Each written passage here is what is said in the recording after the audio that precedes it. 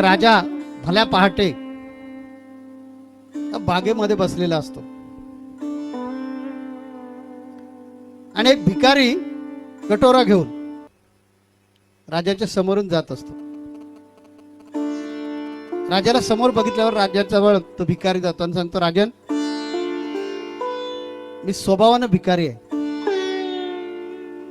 हा माझा कटोरा आहे, तुझ्यात आहे हिंमत हा माझा कटोरा भरून देण्याची?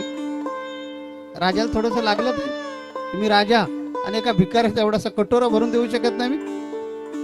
राजाने प्रधानाला बोलवलं आणि सांगितलं, तू भरून दिला पाहिजे कटोरा. प्रधान म्हणाला, हो.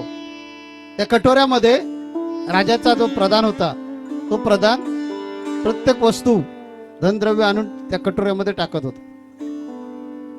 सकाळपासून कटोरा भरायचं काम चालू होतं. कटोरा तर एवढाच होता, पण तो काय भरला जात नव्हता. राजाला आश्चर्य वाटत, काय चाललं, काय प्रकार हा, किती भरतोय तरी आता कटोरा खालीच, हा भरतच नाही आहे. आणि राजाकडून त्यानं वचन घेतलं होतं, पहिलं सांग, पहिला आहेस तू गिरायक, माझी पहिली भवानी आहे, भरून देणार असशील तर थांबतो, नाही तर पुढे जातो. तर राजाने सांगितलं, थांब, तुझा कटोरा मी भरून देणार. आणि त्यामुळे कटोरा भरण्याच्या नादामध्ये राजाचं संपूर्ण राज्य खाली झालं. तरी सुद्धा संध्याकाळ होत आली तरी याचा कटोरा भरेना. शेवटी राजा खुर्चीतून उठला, त्याचे पाय पकडले त्या भिकाऱ्याचे आणि राजाने विचारलं, बाबा तू कोण आहेस आणि हा कटोरा कसला आहे? त्या भिकाऱ्यानं रूप प्रकट केलं, तो होता यम महाराज.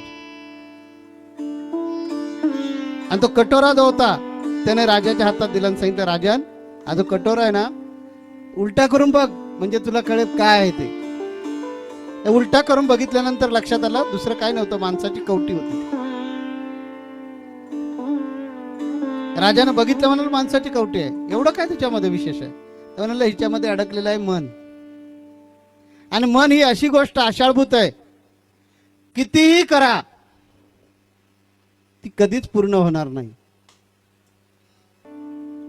हे मनच आपल्याला, मी नेहमी सांगतो, हे मनच जे आहे, हे मनच आपल्याला बिघडवतं आणि हे मनच आपल्याला सुधरवतं. फक्त मनानं मनावर घेतलं पाहिजे.